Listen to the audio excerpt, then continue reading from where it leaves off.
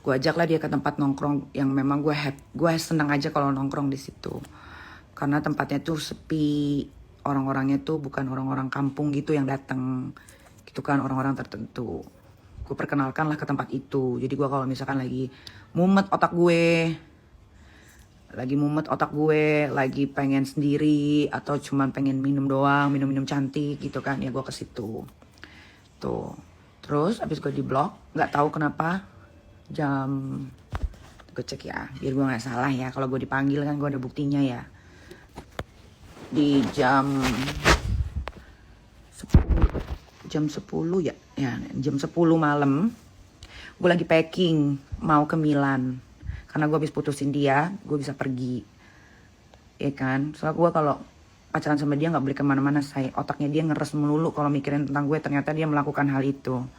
Memang betul ya kata sahabat-sahabat gue tuh, Nik, lu tuh diginiin tuh nggak mungkin gak ada sebabnya, pasti dia melakukan hal keburukan makanya lu diginiin. Kalau dia nggak melakukan hal keburukan dia nggak mungkin se-insecure ini sama lo gitu. Padahal semuanya udah connect, WhatsApp udah connect, jadi kalau ada yang WhatsApp gue otomatis ada di handphonenya dia juga.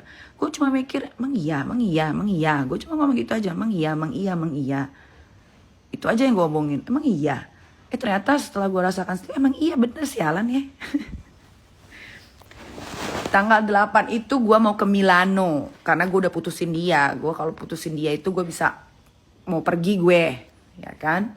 Tiba-tiba kakaknya ya si Irma itu yang ternyata tahu kebusukan adiknya video call gue.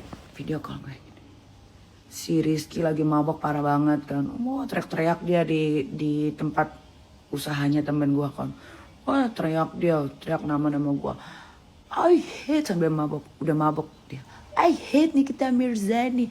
I hate her, kata dia gitu kan. Udah gue liatin di video call ya. Udah gue cuma bisa bilang sama kakaknya, udah bawa pulang, jangan di situ. Itu tempat kerjaannya temen gue, itu usahanya temen gue. Gue bilang gitu, bawa pulang. Terus gue tanya sama siapa aja lu gitu kan. Dia sama lakinya namanya Adnan. Terus sama saudaranya ada namanya Uyung. Cesar tuh ada tuh Uyung yang pernah sama gue lah. Kalau gue pergi tuh harus ada dia yang mengintai, melihat gitu bahwa gue tuh tidak ngapa-ngapain. Ada Uyung, ada Ica, ada siapa lagi ya? Pokoknya dia 1, 2, 3, 4. Tuh 2,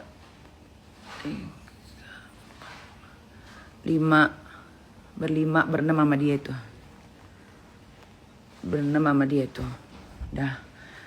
Udah. Terus gue bilang gue lagi packing nih, gue mau pergi, gue bilang gitu kan. Terus video call lagi, berat gitu kan. Wah tambah parah katanya gitu. Ya udah, gue pikir kan karena flight gue itu jam pagi, jam apa ya? Jam 8:30, 7:30 lah, gue lupa tuh. 9, 8 deh pokoknya pagi. Ya udah, gue pakai celana jeans warna biru, kaos warna putih, ya kan. Gue masih ingat celana jeans gue itu Louis V. Kaos gue tuh Victoria Beckham polos. Udah kan, ke situ gue kucuk-kucuk naik mobil Mini Cooper sendirian. Setengah 11 atau setengah 12 gue lupa. Pokoknya setengah lah, jamnya setengah, antara setengah 11, setengah 12. Udah, gue ngebut tuh, sampai lah gue di situ kan. Naik tangga, cuk. Naik tangga, buka pintu, ya kan. Mukanya udah pada tegang tuh. Lagi duduk di bar 3 orang, mukanya udah. Terus gue tanya, kenapa? Wah, dia lagi teriak-teriak. Langsung gue belok, set ke bangkunya dia di pojokan deket tembok. Udah mabuk dia. Terus gue duduk kan. Jadi ini dia, ini sofa. Ini sofa single, kursi single. Terus ini gua. Jaraknya cuma sencret ya lo, kagak sampai telapak tangan gua nih jaraknya. Dia liat muka gua langsung ditarik. Wah, kram. Bajunya. Bunyi itu kerak. Robek saya Victoria Beckham gue. Mahal lagi. 9.500.000 gue beli. Udah kan. Udah tuh. Gua begini aja gue kan, deket dia tuh di pahanya tuh. Oh dia ngoceh. Aku diem aja. Gue masih diem tuh. Gue belum nangis tuh. Gue belum nangis. Oh pas tangannya, pas gue didorong gini, set ya kan. Tangannya kan pes gitu kan. Langsung rambut gue. Pok. Lo tau gak cewek kalau berantem jambak-jambakan sejambak itu. Gitu. Wah gila. Buruk gitu kan. Wah gue langsung begini. Langsung gue dijedotin ke sofa. Dang. Wah. Lo tahu penyiksaan itu terjadi berapa menit? Coba tebak, semenit, 2 menit. Penyiksaan itu terjadi hampir 30 menit. Tahu lo? Dan gua gak melawan sama sekali. Tidak melawan. Gue cuma nangis, gemeter, semua badan gue gemeter. Kakaknya lihat. Kakaknya sempet megangin, kan kalau di jambak ini kan dia megang tangannya si Riz gitu. Mau dilepasin kan. Cuman itu doang yang dia lakukan. Gak ada tuh megangin badannya kayak tangannya, gak ada, cuman begini doang. Yang ada makin dibuka tangannya kan makin dijambak dong gue. Makin rontok lah ini rambut. Udah memanjangnya sulit. Hampir 30 menit. Hampir 30 menit. Harusnya lu pukul.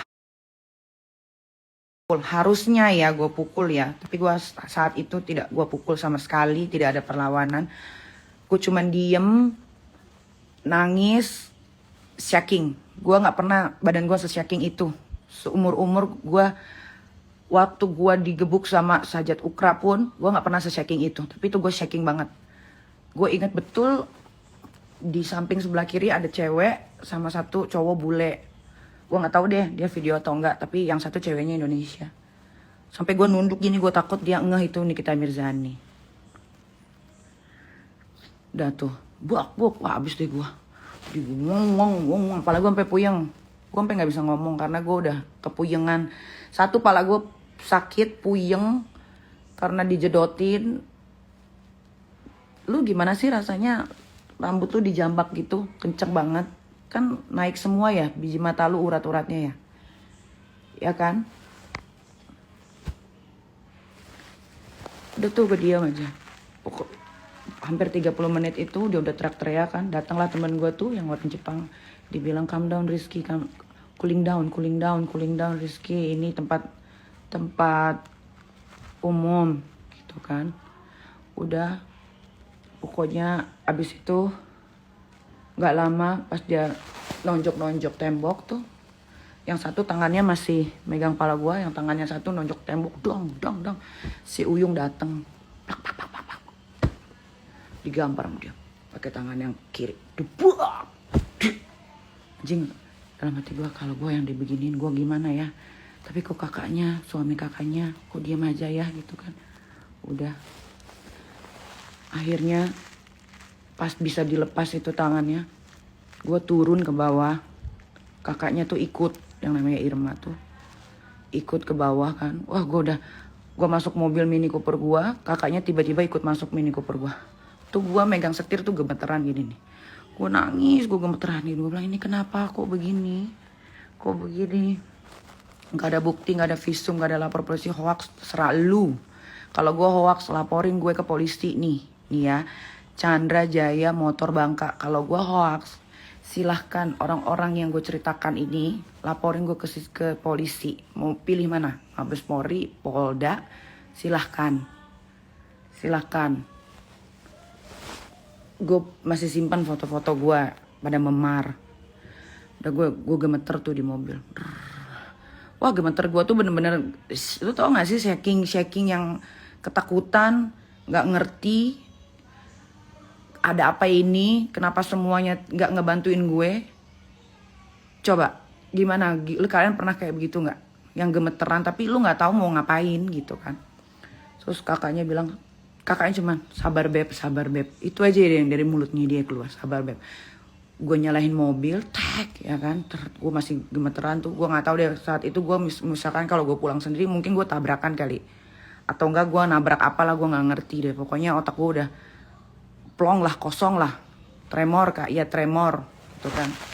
Gak lama, gak sampai gue mau mundur mobil gue, tiba-tiba mobilnya dia yang hitam, datang. Ternyata dia memang udah ada di dalam mobil. Gue nggak tahu dia turunnya bagaimana, gue nggak ngerti. Pokoknya pas gue mau mundur ya, Uyung, namanya Cesar, itu tiba-tiba nyamperin ke mobil gue. Ya, tapi gue lihat di belakang mobil gue ada mobil warna hitam, mobil dia. Terus dibilang gini, Mbak dipanggil komandan katanya gitu. Hah? Dia ada komandan? Gue bilang, aduh anjrit, gue mau diapain lagi gitu kan. Ya Mbak, pindah mobil katanya, ini mobilnya biar saya bawa aja. Kayak gitu kan.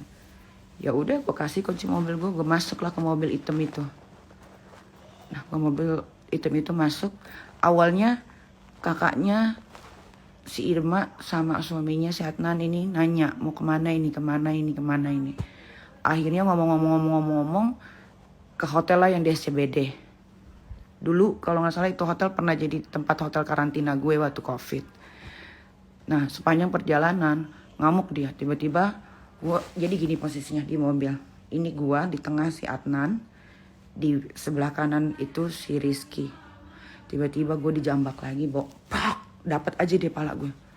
Gue langsung digituin, ditarik ke badannya dia. Jadi kan yang karena di tengah ada si Adnan, pala gue diambil, rambut gue ditarik, sampai ke dia terus diduak gitu kan. Habis itu didorong tapi tangannya masih ngejambak, masih iniin rambut gue, pala gue. Langsung gue dijedotin ke pintu mobil. Dang. Itu penyiksaan lagi sampai masuk, sampai di hotel, di lobinya tuh gue masih disiksa. Ya. Gue masih disiksa.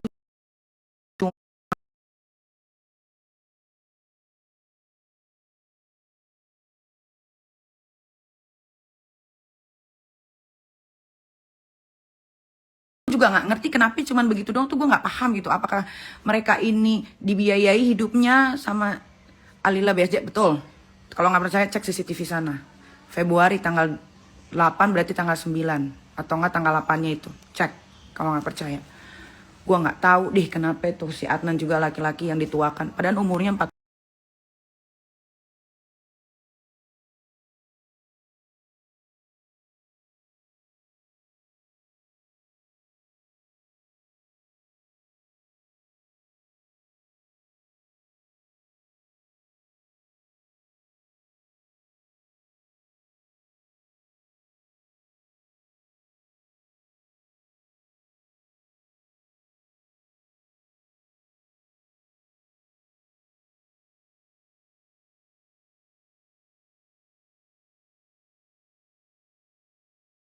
Ya gue dibeginiin gitu kan. Udah, ya kan, udah selesai. Dia dibawa lah tuh sama Adnan, sama Ica. Tunggu. Bukan. Adnan sama Bom. Kalau gue manggilnya Bom. Tapi kalau orang-orang yang di sekitaran Pak Prabowo manggil dia Uyung. Itu adalah saudara Rizky yang sama Rizky dipekerjakan sebagai nyetirin dia dan megang semua kebusukannya. Nah kalau mau tahu aibnya Rizky sama Uyung. Karena dia yang ngatur-ngatur.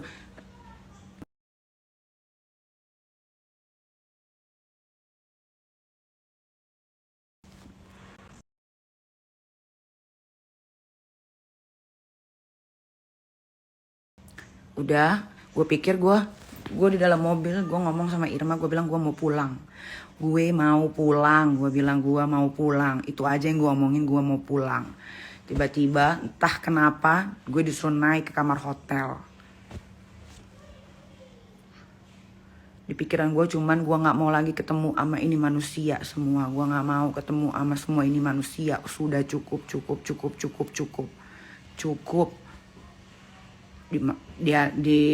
Dibawalah gue ke kamar hotel, ke atas. Dia buka dua kamar. Saat gue digebuk itu, kan gue megang handphone ya.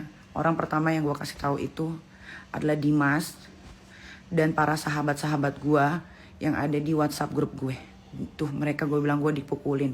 Mereka sampai nggak ada yang tidur, teman-teman gue itu. Udah kan, habis itu gue dibawa ke kamar. Dia buka dua kamar hotel, gue di sebelahnya, dia dibawa ke sebelahnya. Udah, terus gue masih pegang videonya semua. Si Adnan kirim video ke Irma kirim video ke gue. Dilihat si Rizky kayaknya udah tidur karena mabuk berat kan, tidur dia. Terus gue cuma bilang, boleh nggak gue pamitan? Abis itu gue nggak mau ketemu lagi sama ade lu. Gue cuma mau ngucapin, karena dia udah tidur kan, jadi gue agak beranian gitu. Gue cuma mau ngucapin selamat tinggal aja, gue bilang gitu. Terus si Adnan sama si Irma bilang, oke, nggak apa-apa, dia bilang. Karena gue dia udah tepar di kasur. Ya, abis itu gue peluk dia pas gue bilang, istirahat ya. Gue jadi sedih. Gue bilang istirahat, gue bilang gitu. Adalah omongan yang gue gak bisa omongin. Terus pas gue mau beranjak dari kasur, tangannya dia tiba-tiba begini. Akhirnya gue dipilih.